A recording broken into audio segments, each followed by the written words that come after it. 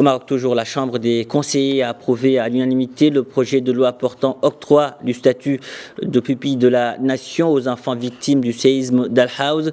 Présentant ce projet, le ministre délégué auprès du chef du gouvernement chargé de l'administration de la défense nationale, Abdelatif Lodi, a indiqué qu'il s'inscrivait dans le cadre des hautes instructions du roi Mohamed VI pour la prise en charge immédiate des enfants orphelins qui ont perdu leur famille et qui se sont retrouvés sans ressources après le séisme d'Al-Haouz.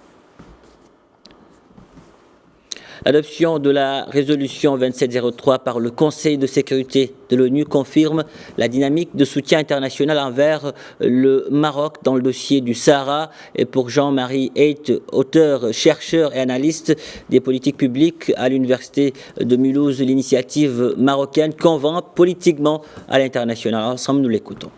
Je confirme et je suis tout à fait de votre avis, ça va dans le sens du Maroc et ce n'est pas qu'une énième résolution, mais c'est une résolution qui peut-être en apparence pourrait passer un peu inaperçue parce que c'est on dirait une de plus, mais dans les faits, c'est une résolution qui est importante, non seulement parce que effectivement elle renouvelle ce mandat de la MINURSO, ce qui est important, on était arrivé à l'échéance ce mois-ci, c'est renouvelé jusqu'à fin octobre. C'est un élément important parce que dans cette situation de discussion et de négociation, la MINURSO est appelée à jouer un rôle important et elle n'a pas vraiment pu jouer ce rôle jusqu'à maintenant pour des tas de raisons, on y reviendra certainement.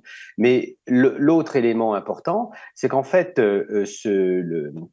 le bureau du Conseil de sécurité, enfin le Conseil de sécurité a donc pris cette résolution et comme vous le savez, la grande différence avec différentes autres résolutions qui peuvent être prises au Conseil de sécurité, les textes sont applicables. Alors après, on peut voir comment elles sont applicables et il n'y a pas, j'ajouterai à ce que vous disiez, que la dimension politique, il y a justement cette dimension juridique. C'est pour ça que le texte est applicable. On verra dans quelles conditions cela peut se mettre en place. Mais c'est un élément important et fort. Il y a eu, et vous l'avez certainement bien noté, différentes interventions, dont la demande de parole de la France qui s'est produite lors de cette réunion et où la France a non seulement voté pour le soutien au plan d'autonomie donc présenté par le Maroc, mais en même temps, un petit clin d'œil qui est important.